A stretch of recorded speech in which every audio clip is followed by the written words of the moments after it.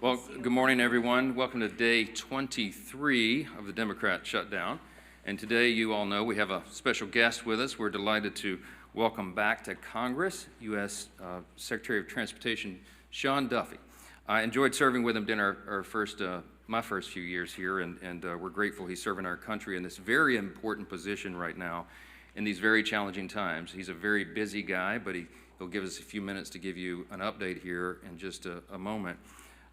You'll hear directly from him about the very real and consequential ways that Americans are suffering right now because of the shutdown. I just wanted to give you a brief update, and then I'll turn it over to the Secretary. But by way of review, the reason that my colleagues and I have come in here every morning now during this painful Schumer shutdown is because we have to share the facts, and we have to share the simple truth with the American people. And why is that? Because the Democrats are working overtime to try to hide those facts and to try to distract from the very simple truth here. They want you to forget that just 5 Senate Democrats could reopen the government today.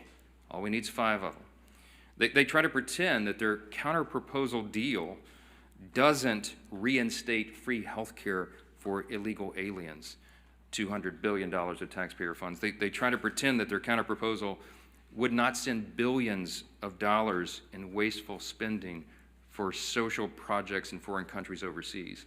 They don't want you to look at the facts. They don't want you to look at the paperwork that they themselves filed as the counter-proposal. And they refuse to admit that this entire shutdown is one big political game to satisfy the radical Marxist base of their party. But that is exactly what is going on. And I want to be absolutely clear about this. Democrats would not have shut the government down this time if their political careers did not depend on it. And that is not some Republican talking point. That is the objective truth. If it wasn't already abundantly clear, the number 2 Democrat in the House yesterday openly admitted to that fact. Katherine Clark is the House Democrat whip. She works right under Hakeem Jeffries as the number 1 Democrat, and she was in an interview, and she said to one of your colleagues sitting here on the front row, quote, "Of course there will be families that are going to suffer, but this is one of the few leverage times we have," unquote. It's shocking to hear them say that out loud. By her own admission, she knows that the American people are suffering.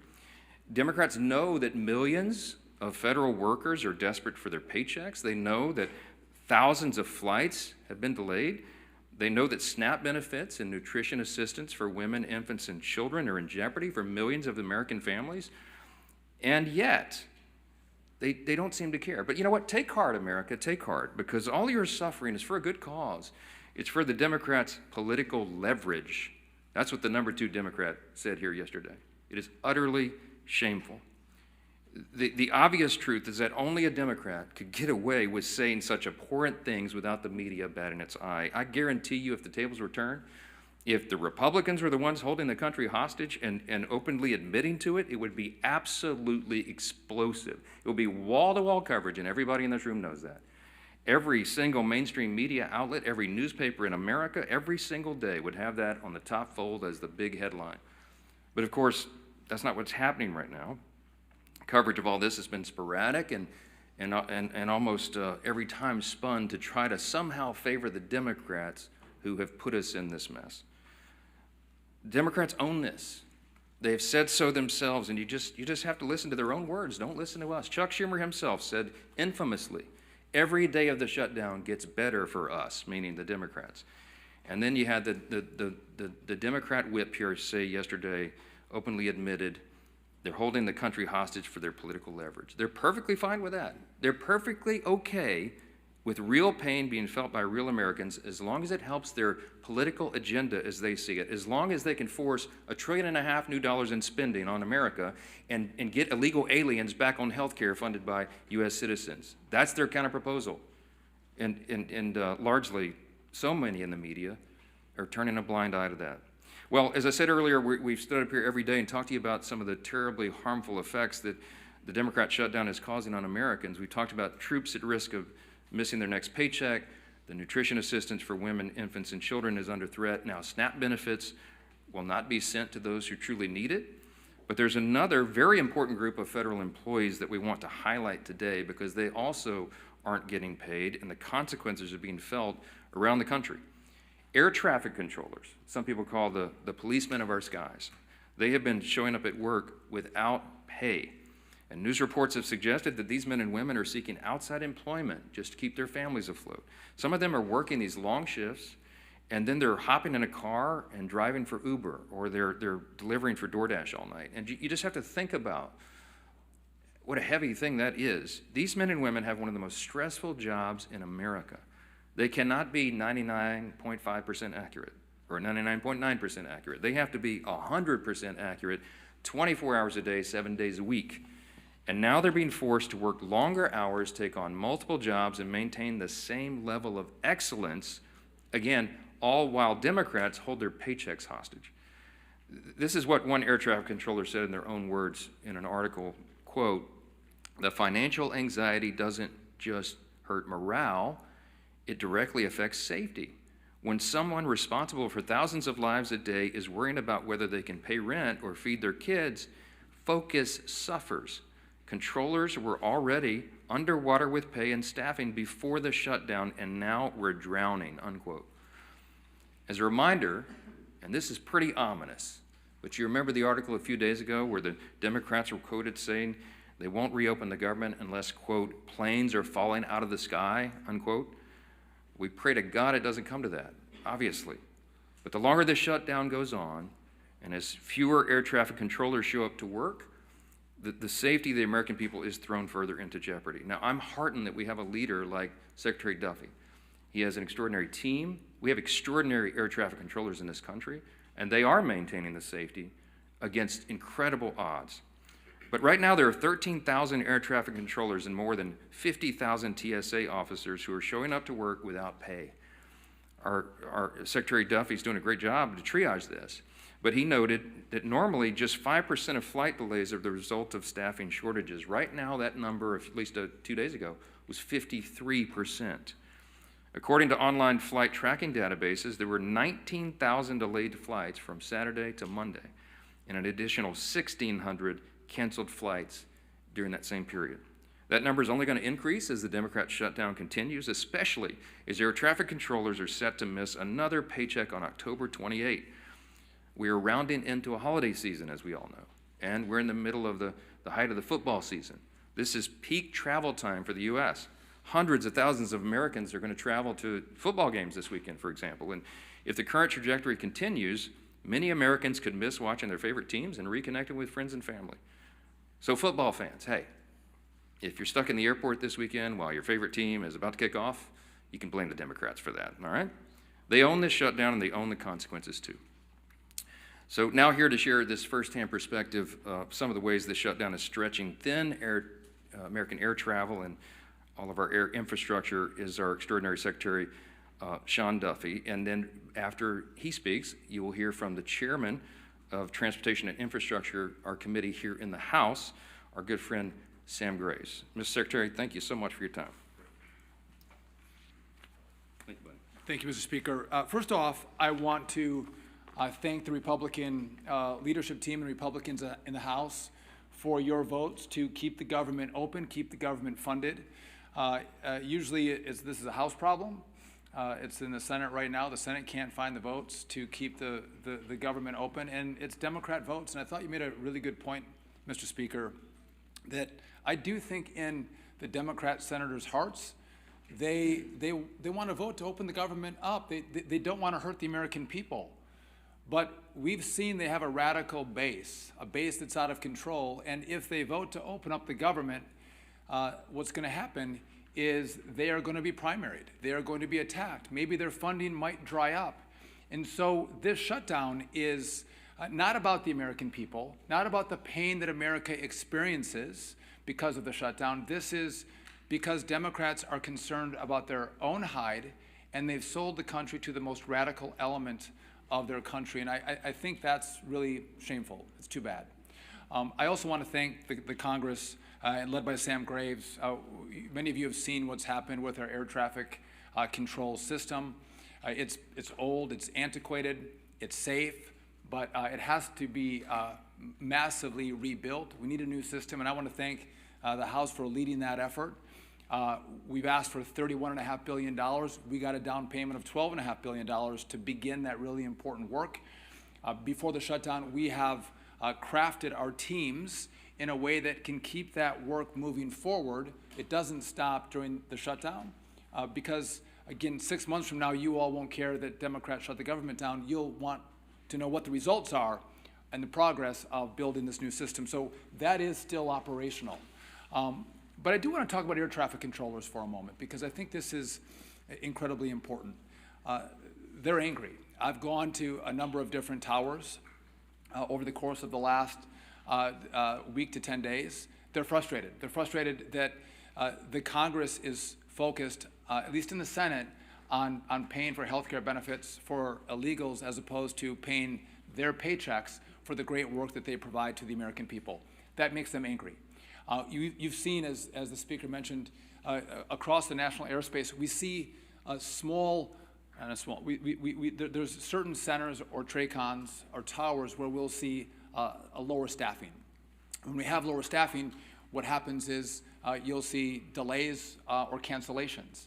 But it's not one tower, it's not one TRACON, it's not one center, it's maybe one center one day, it's a TRACON another day, it's kind of moving throughout the national airspace. But it's causing disruptions. So a week ago, last Tuesday, air traffic controllers got 90% of their pay because that paycheck came from most of it for the work they did in September. So they got most of the money. Next Tuesday is the first paycheck that they will not receive for the work that they did in October. And to the speaker's point, we have air traffic controllers who work more than 5 days a week.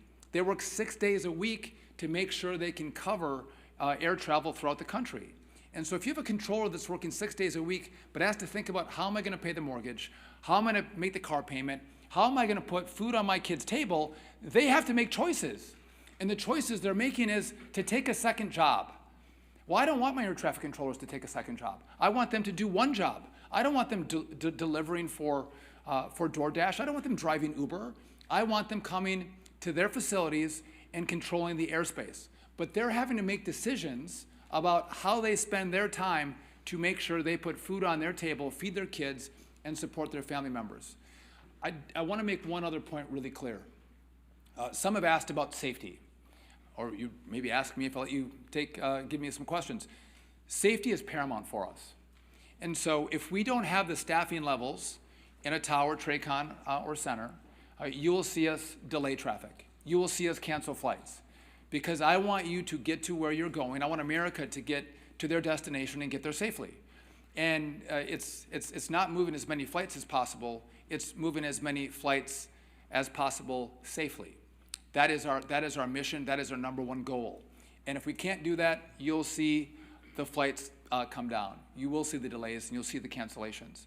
One other problem that I want to address that we're seeing now in the shutdown, you've seen that we don't have enough air traffic controllers. We're 2,000 or 3,000 air traffic controllers short.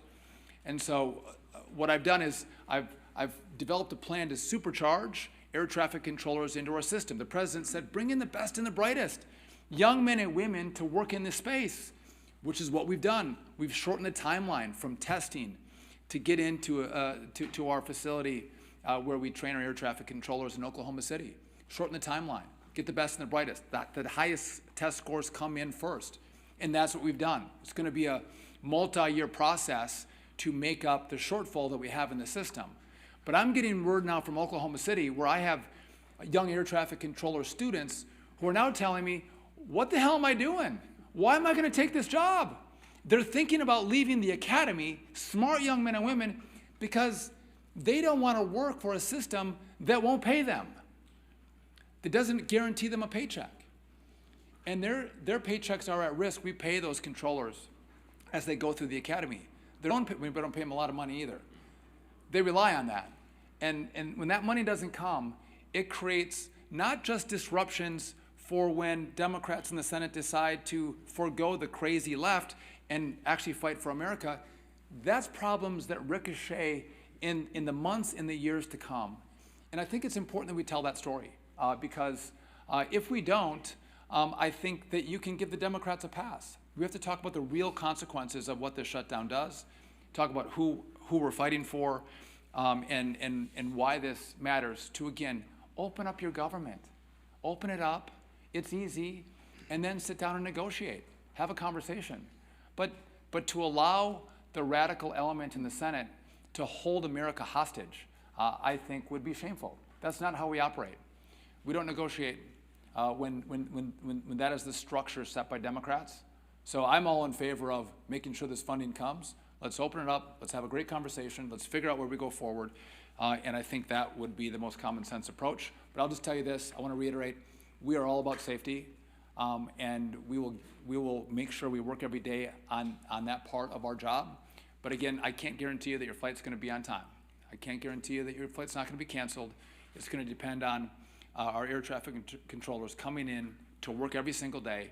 And again, my message to them is, one, thank you for coming and working. We appreciate that. Come to work, even if you don't get a paycheck. We need you to come to work. But if they do not, we'll know whose fault it is. And I just want to say, as I introduce Sam Graves, Sam has been a champion in the airspace. The industry loves him. No one has done more to drive this reform of how we build a brand new air traffic control system, thinking it through, driving it through the Congress, making the sales pitch than Sam Graves. And I couldn't be more grateful for his friendship and partnership. And so I think Sam is going to go right now. And I appreciate the leadership team here as well. Even guys from Minnesota are okay too. So thank you. Thank you, guys. Thanks, Mr. Secretary. As chairman of the Transportation Committee, I do want to point out what has already been pointed out, and that is our skies are safe. They are very safe for folks to travel and for folks to be able to get to where they need to go. And I do want to commend our air traffic controllers straight up, because, and this just goes to show you just how steadfast they are. They're showing up for work, they're doing the job, and they're making sure that that our skies stay safe. I've got a number of good friends who are air traffic controllers, and they have expressed extreme frustration because of this situation.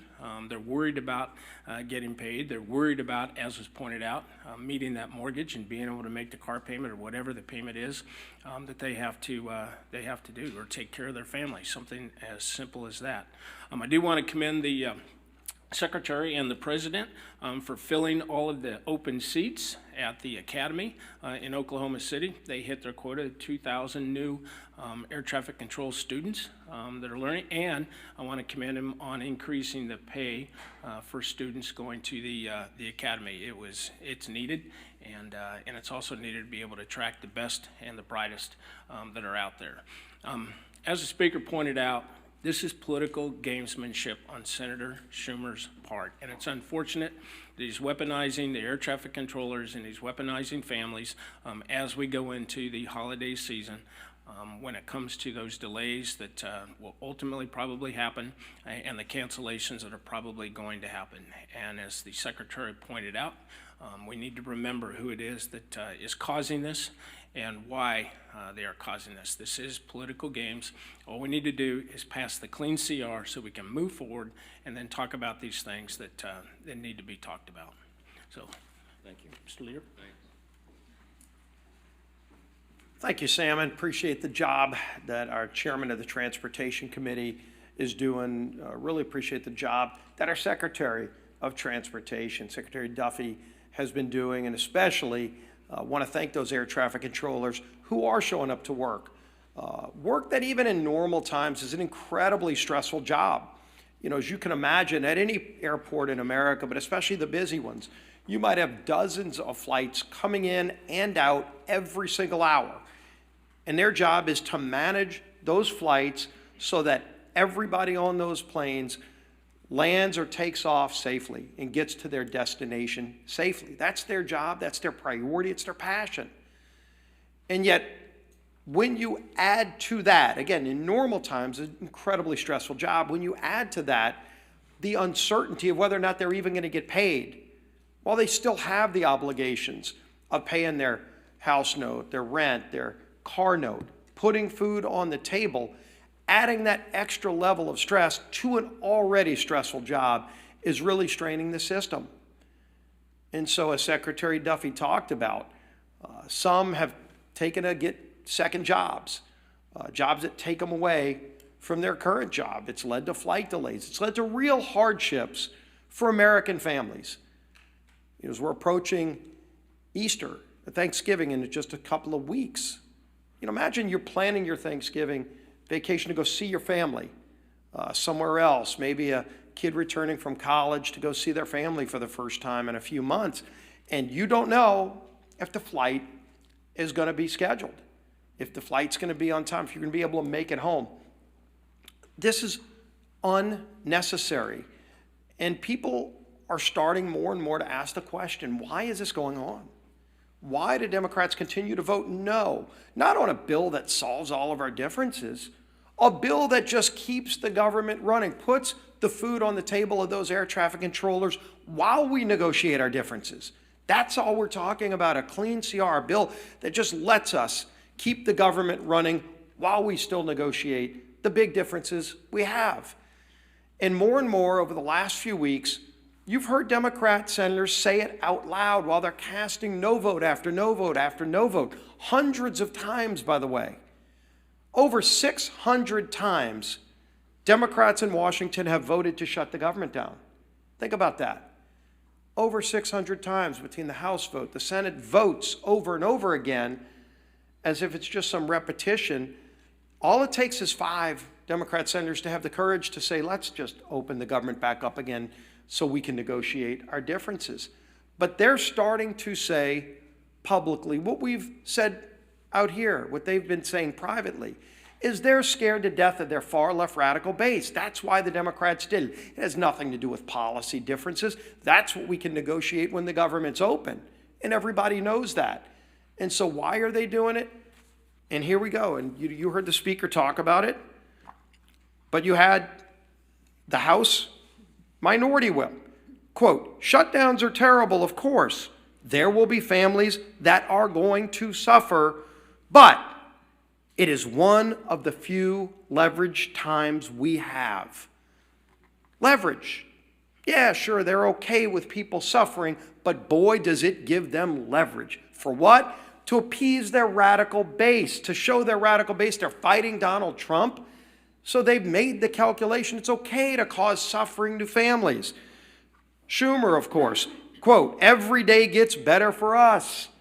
Who's us? It sure isn't the American people. It sure isn't those air traffic controllers who are working 6 highly stressful days managing safely our air traffic control system while then they leave that job to go drive for Uber or for DoorDash.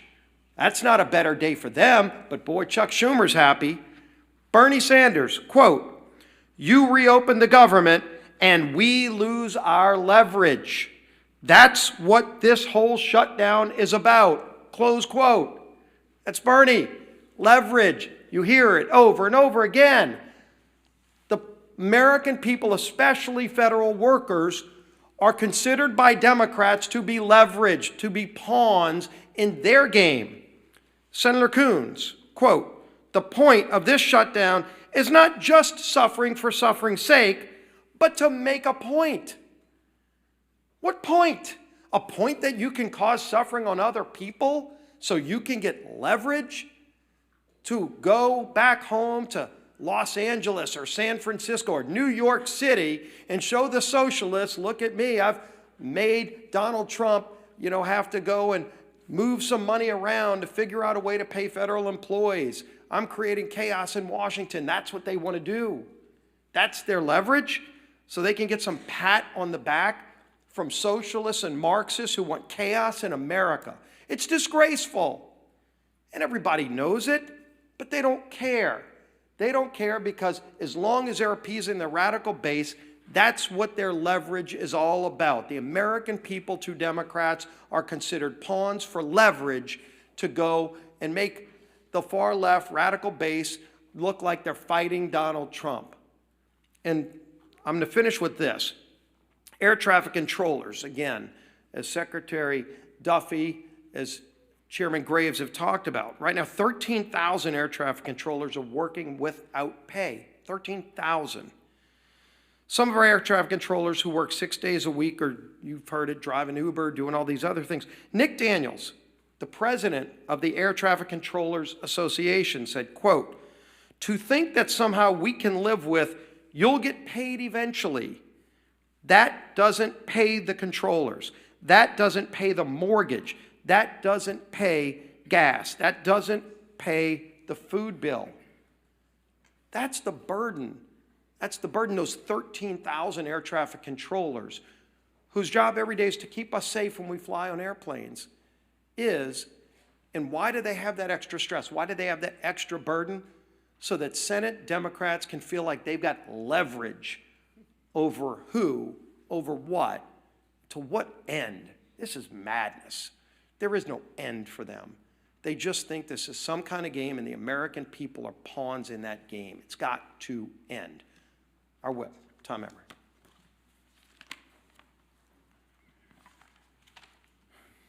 Shutdowns are terrible. Of course, there will be families that are going to suffer.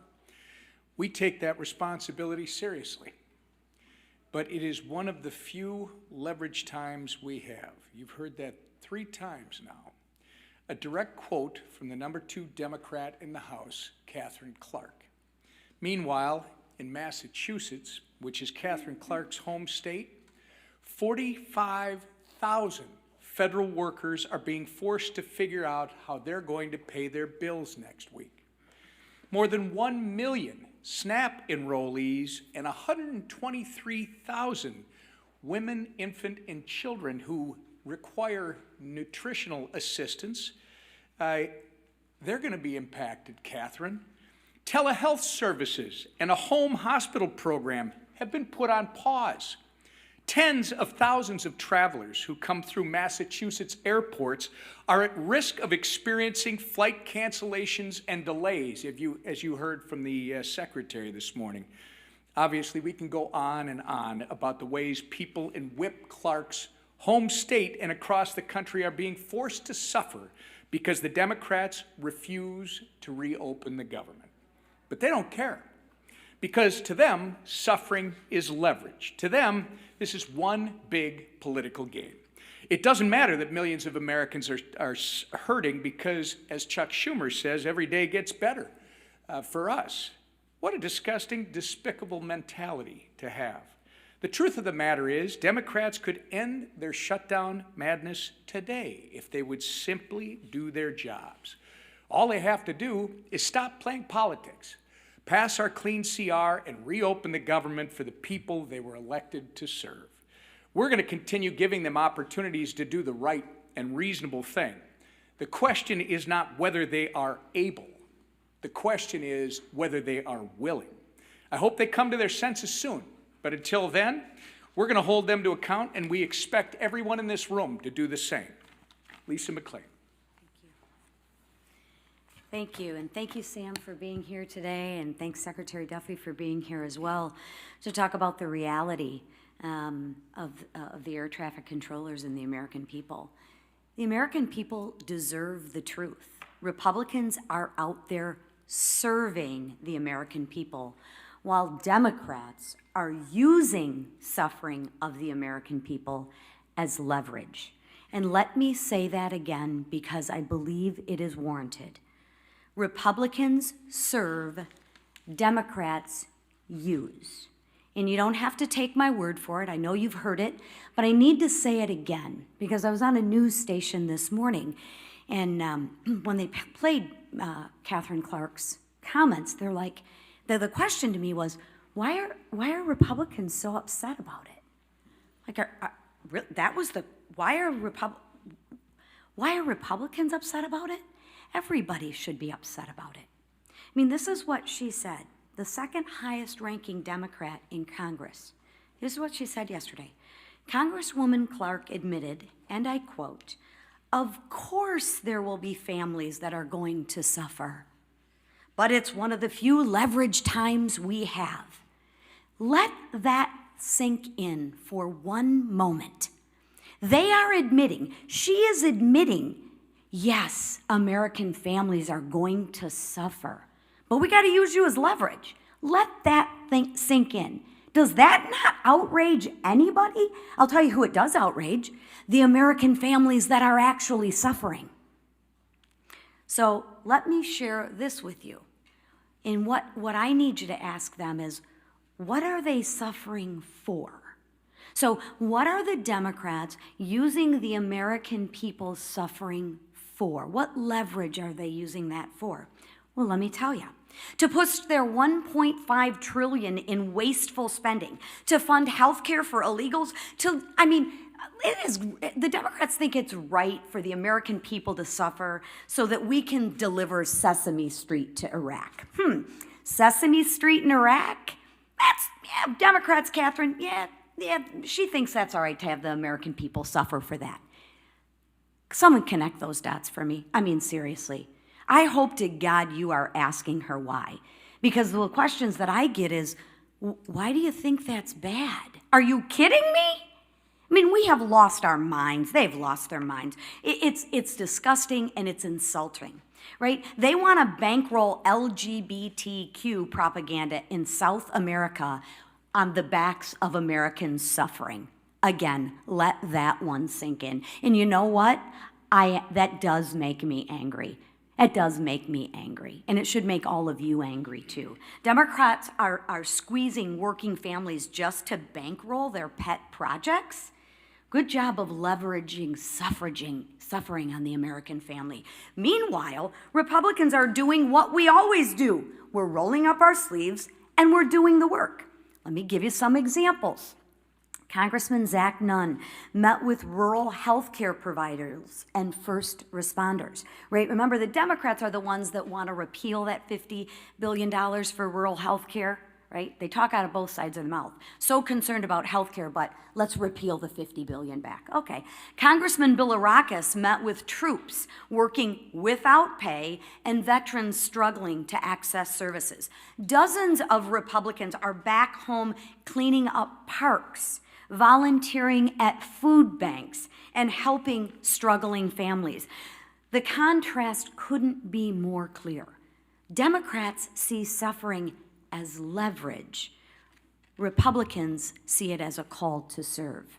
So here's my message to Democrats. Stop holding the American people hostage. Stop being okay with Americans' families suffering. Stop playing games. Open up the government. Get back to work, and get back to work to serving the people who actually elected you to do your job. Thank you. All right, a few questions? Manu, go ahead. You said yesterday you were still trying to get the details of this $230 million the president has asked for the Justice Department to pay for his legal bills. Now that you've had some time, perhaps, to get the details, are you okay with taxpayers potentially being on the hook for that kind of money? I'm not trying to dodge the question. I haven't had time to get the details, okay? That's still on my list, things to do list. Yesterday was almost literally a 21-hour workday. Yes, sir, back row. Legislation signed to pay air traffic controllers during the shutdown. If that does pass in the Senate, would you bring the House back to vote on that? And then, absent congressional action, would you work with the White House to find a way to pay air traffic controllers during the shutdown? And where would you pull that money from? Well, let me answer the questions in reverse order. We did work with the White House to get air traffic controllers paid. It's called the Clean CR. We passed it in the House September 19th. By my count, it's 33 days ago. It's been... Sean Duffy just said Yep. that air traffic controllers are going to miss some pictures. Yes. They're trying to find... The White House has bent over backwards to mitigate the harms to the American people. We got WIC funded by bootstrapping a 1930s era statute regarding tariff revenue. He found unobligated funds in the R&D accounts at DOD to get the troops paid in the middle of October. But we're running out of resources. They're running out of creative ideas, and there is not an existing pot of money that could cover the air traffic controllers' salaries right now. And so that is why we have to get the government reopened. Again, every Republican has voted repeatedly to do that very thing, to pay everyone and make all this madness stop. And the Democrats have now voted 13 times to keep the government closed. With regard to your first question, there will be a measure on the Senate floor today that Leader Thune and the Republicans are desperately trying to make sure that all these people are covered. They want all essential workers and all these categories to actually get their paycheck. even if the Democrats keep the government shut down. We are told that the Democrats have vowed to vote no on that measure. So they will not vote today. That's what we understand to be the case. They will vote against restoring paychecks to troops, Border Patrol agents, air traffic controllers, TSA agents, and all the rest. And it's unconscionable to us, but again, it's another step in their political game as they're using all of these people, hardworking Americans and their families, as leverage for their political purposes to cover their own tails with the radical left. Chad. If it's so important to pay the air traffic controllers, you said you want to see what happens in the Senate. Why wouldn't you commit right now and say, we're going to have the House back in session and we're going to vote? Because you know as well as I do, sometimes when one body moves something, it gives impetus to the other body. Well, no, I don't know that. We just demonstrated it's not true, Chad. We passed the CR to get everybody paid. If I brought everybody back right now and we voted on a measure to do this, to pay essential workers, it would be spiked in the Senate. They're going to show you this afternoon that they would spike that bill. So it would be a waste of our time, and it would take the pressure off Chuck Schumer to get his job done and open the government again. This is what's so infuriating to us. Yes, sir. You said yesterday that this needs to be assessed on a day-by-day basis. Now we're on day 23. Has the needle moved at all between the last 24 hours and what's it look like the next week or so? Well, look, we do assess it day by day, hour by hour, because if you remember, the original CR was going to extend and allow 7 additional weeks for us to finish the appropriations process to November 21. Well, now they've eaten up, the month of October, and we're getting closer and closer to that deadline, and so it is something that we take into account. It's a day-by-day evaluation. I will tell you that appropriators are working right now, even though we're not on the House floor, and they're preparing the next batch of bills, and there's discussions going on at the leadership level and among appropriators across chambers and across the aisle, because they're serious people that understand we have to do serious work, and so we continue to evaluate it. But our plea today is to the Democrats: please, 5 centrists in the Senate, do the right thing. You know what the right thing is. Play the tape. You can find a floor speech or media interview with every single Democrat in the Senate. Every single one of them have given impassioned speeches. We could come up here and do a press conference and show you their own words where they say that this should never happen, that it would be harmful to the country and harmful to people, and now they're saying they don't care. They know better. They know in their hearts this is wrong, and we're asking them to stop it. Back row. Speaker Johnson, Louisiana and a lot of other states have warned SNAP recipients they won't get benefits next month. Yep. Reportedly, some Republicans are considering a bill standalone on that. If they did pass it, would you be open to doing so here? If the Senate passes the bill, then the House will address that. I talked to my Governor Jeff Landry in Louisiana, who greatly laments. We have lots of SNAP recipients in our state, as we do in many others. And you're talking about, I think it's 42 or 43 million Americans rely upon that vital service. And it's unconscionable that they would be held at bay and held as leverage on this. That's the pain that Chad Perkam asked Whip Clark yesterday, the pain that American families would suffer. And she said, yeah, it's regrettable, but hey, this is our time of leverage. We just let their own words speak for themselves. We're not for that. The Democrats are. I'll leave you with this thought. Republicans have now voted 13 times to open your government. The Democrats have voted 13 times to close it. The Democrats own the shutdown and all these horrible consequences, and you need to remind them of that. Thank you.